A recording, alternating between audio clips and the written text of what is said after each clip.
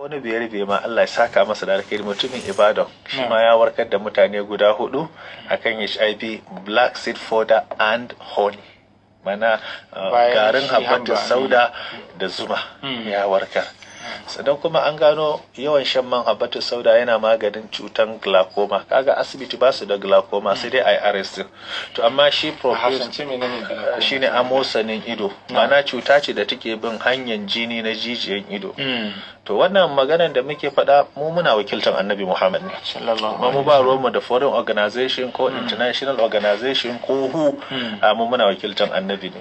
Ba manzon Allah ba marowaci bane, manzon Allah ba mugu bane. Ahlus sunna mutane ne da suke yada addini karkashin ballighu anni walau aya.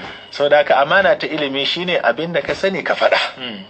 Sadaka wallahi ni ina da imani da yaqini mai HIV in ya koma ga Allah wallahi Allah zai warke shi. Wa man yatawakkal ala Allah fa huwa hasbu wa man yattaqillaha yaj'al lahu makhraja wa rizquhu min haythu la yahtasib. Wani magabaci cikin salaf a cikin littafin at-tadawi bil ashab wan nabatat yayi jinyar da sahabbai suka ce in mun je sallar magriba muna tunanin isha'i ya mutu, yana kwance sai Allah ya zo masa da wani fikira, sai mafarkin Annabi Muhammad. Dama cikin littafin Shima'ilul Muhammadiyya malamin ya ce in kai mafarkin manzon Allah in ka ganshi a mafarki in ka san siffofinsa shine. Yace sai ga manzon Allah sai ya ce me yake damun ka, sai ya ce ban da lafiya. Sai Annabi ya ce to ina ka mance da abubuwa guda 4. Na farko ya ce ruwan sama, na biyu ya ce zaitun, na uku ya ce zuma, na 4 ya ce zamzam. Sai ya ce na farko Allah ya ce wa anzalna minas sama'i ma'an tuhura. Allah ya saukar da ruwa daga sama, duk abin da ya zo mai tsarki hunaka baraka, akwai albarka a ciki. Ga zaitun Allah ya ce wattin wa zaitun, zuma Allah ya ce fihi shifa'un linnas, maza Allah ya ce ma'u zamzama lima shiribala. Yace sai ya hada concussion din duka gaba daya a waje daya, sai tawakkaltu ala Allah bismillah Allah dai sha da niyan ka warkar da ni. Sahabin yace muna masallaci sai muka ga ya dawo har ya mutu bai sake ciwo irin wannan ba. Saboda haka kuma psychological dukkan su guda 4 ne aka hada su waje daya, yayi tawassuli ya sha su ya warke. Sannan na biyu a likitance na zamani ba diabetes. Likitoci su yi haƙuri, suna buƙatar dialogue ne. Alhamdulillah ga littafi duka ina da references, ga littafi al-athar wal qunuz li tibbi sha'bi, ba ni na rubuta ba, malamin ya rasu more than 60 to 70 years. Na biyun suna da Ibn Khaldun su zo da shi a littafin At-Tibb an-Nabawi na Imam Shaukani, akwai da turancin sa Imtiyaz Ahmad ya fassara. Mana ba debate zami ba, dialogue ne na fahimtar juna. Mun yi haka da wani professor akan wannan program da nayi akai HIV. Yace na yi kuskure, nace me kuskuren da nayi? Yace na faɗa abin da ba ilimi bai bincika ba. Nace akai ne ilimin ka bai zo ba, ai manzo Allah ya dade da gaya mana, kuma sannan ga wata mata ba musulma bace sai gwada ita tafi ka bincike akan layin ka, ta iya yawa kai abin da ka karanta daban kuma abin da kake magana daban. Saboda haka kowace cuta tana da magani. da hanyoyin ne kawai. To amma shi mai HIV habban wace iri zai nema? Da zai matsalar da muke fama kenan. Na farko in zai nema habba ina ba shi shawara kuma still a Google din da a Google din kuma dai iya samun asalin habba mai kyansa. Wace habba ta fi kyau a duniya? Na farko akwai wata ana ce mata miracle da turanci, da Hausa da Larabci ana ce mata al-mu'jiza. Wannan al-mu'jiza gaskiya ban taba ganin magani mai tasiri, sai dai ita kuma daga Jazair Algeria take zuwa, ana ce mata habbatus sauda al-habashi, wato sisimil dinta malam ban taba ganin magani mai karfi irin ta ba alhamdulillah. Wato mutumin da yake da HIV sun sha, ana so mutum ya sha na wata 6, cokali ɗaya da safe cokali ɗaya da yamma. In ya fara sha ka je ka kalle shi ka ga yadda zai. Sannan na biyu akwai na kamfanin Kalamun Rasul, ita tana da kyau, ita ma ana ce mata Kalamun Rasul. In yawancin sun je shaguna masu magani kamar a Kano ana samu. Akwai Himani 250 mil na Himani yana da kyau. To waɗannan ne su da ke ba da shawara kamfanonin. Sannan kuma sai Al-Captain ma masu zuwa Dubai ko wani waje. Sannan wannan abin ne ya faru a gabana, alhamdulillah la fakar, amma sai na ɗauka zalika fadlillah yutihi man yasha wallahu dhu fadlil azim akan zaitun. An gayyace ni program a Nijar cikin wani na fito daga wani gidan talabijin ana cewa TV amfani. Sai wani babban mutum ya zo yana fama da ciwon diabetes, wallahi shugansa ya kai ga yana cikin jarabawa. Wallahi malam ganyen zaitun na rubuta masa ya je ya saya a cikin Nijar ya sha, a sati 2 ya dawo min ya ce babu cutar diabetes, har na bar kasan babu. Kuma mai sauraro zai iya dubawa ya sa benefit of olive leaf. Shi wato ganyen zaitun daga cikin abin da aka gano jama'a yana da tasiri, yana maganin ciwon diabetes. Amma in mai diabetes yana control, yana maganin ciwon zuciya, yana maganin hawan jini, yana maganin cutan sanyi na arthritis, yana maganin cuta na asma, yana maganin tari, yana maganin kandida na mata. Wato shi ganyen zaitun. Kuma ganyen zaitun an yi bincike an gano yana curing, yana maganin hepatitis B. Kuma ganyen zaitun yana maganin kidney infection. Amma how to use ake amfani da shi shine ana samun nisfu milqa saghira fil ma'a sakin jiddan qabla al-futur. Misali shi yasa yi littafin ana tafasa ruwan zafi tafashe shi a samu rabin karamin cokali na ti a zuba a kada sai a rufe shi, bayan ya dan huce sai a sha, kuma hadda tukan ake sha. Kuma wani abin mamaki cikin binciken da ne wannan takardar na yi daura mata, wani abin mamaki albishir masu diabetes, ganyen mangoro guda 6 yana maganin diabetes a rayuwarki har abada da ikon Allah. Mangoro guda 6, kowace irin mangoro, kowane irin mangoro in aka ɗebo kowane iri, kawai banda na butu ne, anguwan butu ba za a samo shi ba, amma kowanne za a iya samowa a tafasa shi guda 6. Kuma ganyen mangoro in aka nika shi ya zama gari, aka ɗebi karamin cokali 2 aka sa tafashen ruwan zafi aka saka a cikin, aka zuba zuma, da safe mara lafiya ya sha, a sati 1 zuwa kwana 3 yana rugurguza tsakuwar da take cikin kidney stone, kuma ta yi flushing ya fita da izinin Allah.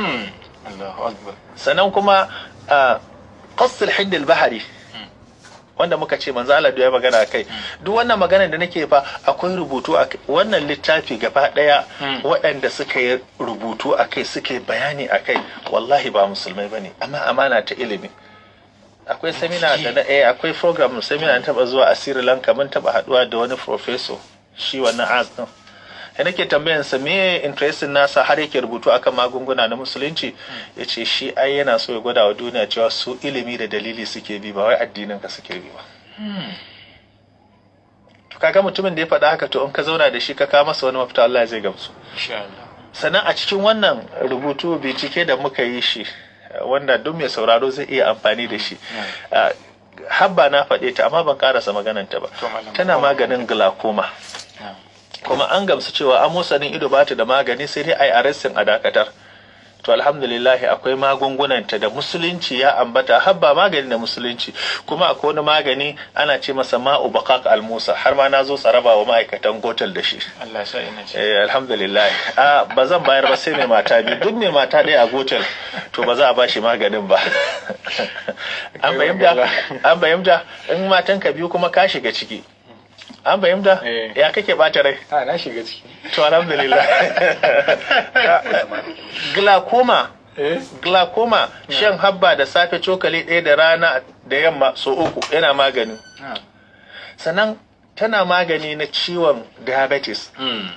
Da safe mutum kan ya karya sha, ba zai ci abinci ba sai bayan awa 1. Haka da yamma.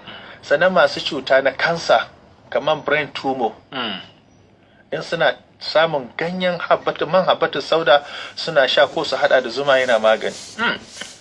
To waɗannan daga cikin habba kenan da zaitun abin da faɗa, sai mu gangaro magani kuma wanda ba nasi ba. A gurguje muna muna da magunguna masu tasiri alhamdulillah. Shi yasa aka ce at-tibbi sha'bi, shine ma'ana itatuwan da muke kusa da su. Kamar al-fawaid al-gwaba wa papaya wa manjo, menene fa'idodin su? Waɗannan itatuwa alhamdulillah yanzu ganyen gwanda mun yi darasi wa mata akan binciken da aka yanzu a duniya, babu maganin da yake da tasiri wajen maganin cutan cizon sauro, malaria da typhoid kamar ganyen gwanda. Guda ɗaya a tsinka shi a wanke, domin shi an ce yana fighting na viral infection. Viral infection kuma su ne cututtukan da ake shakansu ko ta iska ko ake ɗaukansu a wasu wurare, kuma yana da sinadari guda 3 wanda wannan sinadarin suna da tasiri a jikin ɗan adam. Yana da sinadari na vitamin A, yana da sinadari na vitamin C. Sinadarin vitamin A da vitamin C sinadari ne wanda yake amfani da sinadarin da yake antioxidant, shine yana tace cutan da yake bin jini. na'am Kaga zai maganin diabetes kenan, zai maganin hawan jini, zai maganin ciwon zuciya, zai maganin malaria, zai maganin typhoid. Sannan kuma yana da sinadari na vitamin E. Shi kuma vitamin E yana taimaka ma garkuwan jiki, mana garkuwan jikin yake taya shi, mana duk wata cuta ba za ta yi fada da garkuwan jiki ba. To shi ne aka ce idan mutum yana tafasa shi, waɗannan sinadari guda uku, vitamin A, vitamin C, vitamin E, suna da tasiri wajen sai ka ga mutum mura, zazzabin cizon sauro, gudawa da makamantansu, Allah sai ya kare shi. Sannan matan da take ciwon mara lokacin al'ada, in tana tafasa ganyen gwanda tana sha, Allah yana warkar da ita. Sannan malam kasancewan shi aka samu shi maganin bature duk lokacin da za ka sa yana da dose na shi, yana da yanda za a sha. Shi wannan na ganyen gwandan malam za a sha shi koyaushe ne? shine ai dotsen yanzu muka ce a yanki kunne daya. Na'am. Ba an fara ba kenan?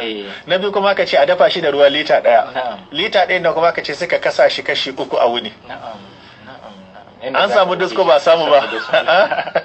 An samu disko. Sannan na biyu yana da tasiri sosai ga matan da take zuban gashi. Domin yanzu mafi yawan mata na fahimci ba su da gashi. To abin da yake zubar musu da gashi ko matsalan ciwo ko amosani.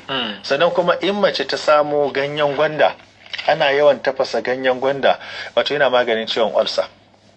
Ulcer in dai ba a yanzu mutum zai mutu ba, aka tafasa shi a sha da safe a sha da yamma, insha Allah ta'ala ana samu.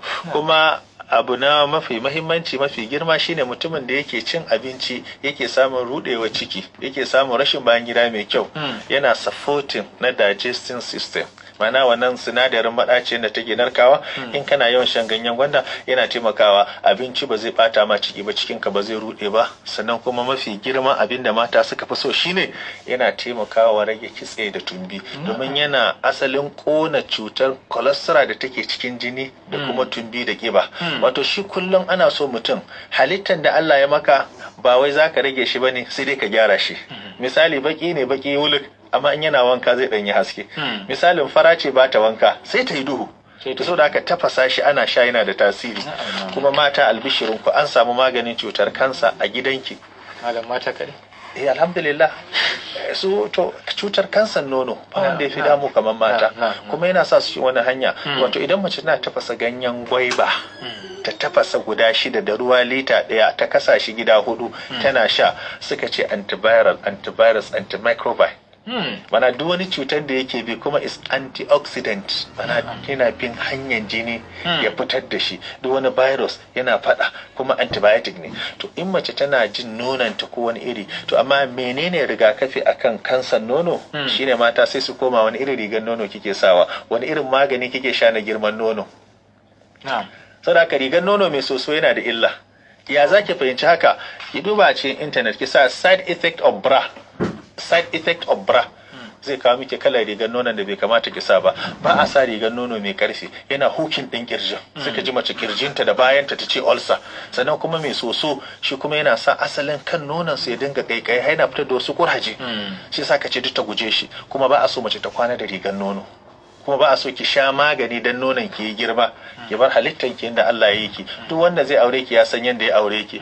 Saboda haka takeice, in tana tafasa ganyen gwaiba guda 6 tana sha a wuni so 3, to alamomin da take ji na kansa, ko da kansan ya fara kama ta, yana da tasiri kuma yana magani. Kuma ko da yayi kurji, in aka barbada garin a jiki yana magani da izinin Allah. Sannan kuma a kasashen da suka ci gaba, kamar su sun wajabta ma kansu ma ganyen gwanda ma kusan duk family kan yara su tafi makaranta sai an sha. Ko yanzu kai ka dauki ganyen gwanda guda ɗaya ka tafasa kullum kai breakfast, ai gashi nan mun zo da shi a flax, mu muna yawo da shi kullum, muna sha tun da muka karanta. Da safe ka karya da shi, kar ka ci abinci sai bayan awa 1. Wallahi duk ciwon da kake ji da ka samu sauki. Magana ta ƙarshe, gamayyar magani wanda ya kamata kowa su haɗa kai na iyalai, ana so mutum ya samo ganyen gwanda da ganyen gwaiba da kuma ganyen mangoro. Wannan aka hada su suna ba da ma'ana guda 3. Suna maganin hawan jini, suna maganin diabetes, suna maganin typhoid, suna maganin ulcer, kuma akan dace da dukkan ciwon da yake damun yara yana magani. Kuma abin sha'awa shine yaran da aka yaye su suna wani kashi. Wannan kashin mafi yawa kazanta ne, saboda shi karamin yaro duk abin da ya dauka a baki yake sawa. A baki yake sawa. a baki yake sawa, to nan cin abin da yake yi shi yake sa masa garkuwar jiki sai dinga amai da guda. To yara masu kashi kananan yara a tafasa ganyen gwanda a basu su sha, ina magani sosai da izinin Allah. Allah shi da masari. Aka wakalla, Allah ya saka da alheri. Allah kuma ya kai ladan gani mala. Amin, mun gode. Muna roƙon Allah madaukakin sarki yanda ya kawo malam lafiya, Allah mai da malam gida lafiya. Mun gode, amin, mun gode. A masu sauraron mu yadda kuka ji muna tare ne da Sheikh Abdulwahab Gwani Bauchi, wanda malam ya yi mana batutuwa da yawa, magunguna da kuma cututtuka. Ya ba mu bonanza na yadda za mu sarrafa magunguna da yadda za mu samu waraka cikin ikon Allah.